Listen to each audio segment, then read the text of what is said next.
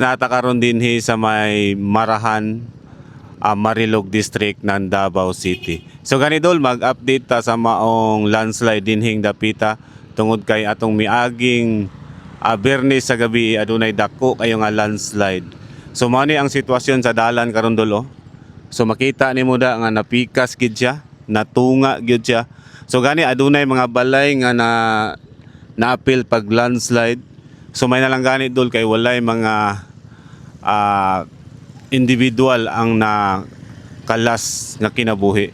So ingon na dol no, dili basta-basta ang maong landslide. So gani ang mga pasahero nato karon naa na sila nga nagaatang ditong dapita. Nya dito pong dapita.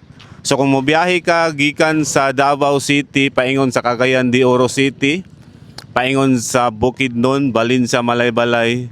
So pwede ra dol tungod kay dawat-dawat lang ang maong pasahero dire. So matukag Cagayan na aduna po'y nag-abang ditong dapita.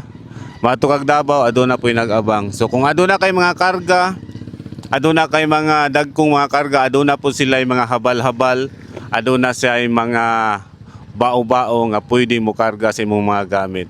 So katong mga senior citizen walay problema kay pwede ra ka idol makabaktas ra ta tungod kay adunay agyanan sa maong tao diring dapita nga dili ka mapurisyo, dili parehas dito sa may overview nga Perte ka Bakilid.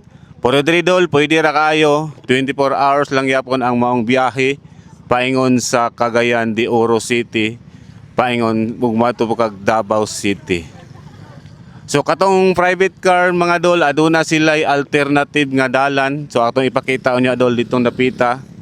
So dito ka moagi sa lusot sa may Campo 1 sa may Arakan North Cotabato. So katong nangutana dol kung makaagi ra ba ang sakyanan nga private, makaagi ra dol adunay alternative nga dalan nga gibuhat sa ato ang local government dinhi sa may Marahan, Marilog ng Davao City. So mani ang sitwasyon karon dol. So adunay balay diri dol. So gani wala nay tao diri tungod kay delikado na ang maong area. Yan, delikado na siya. So mo nang bukid dol nga natumpag di gid siya basta-basta dol. Kita nimo na dako kayo ng liki. So ingon lang dol no sa ato ang pagbiyahe dapat amping ta kanunay. Sulit.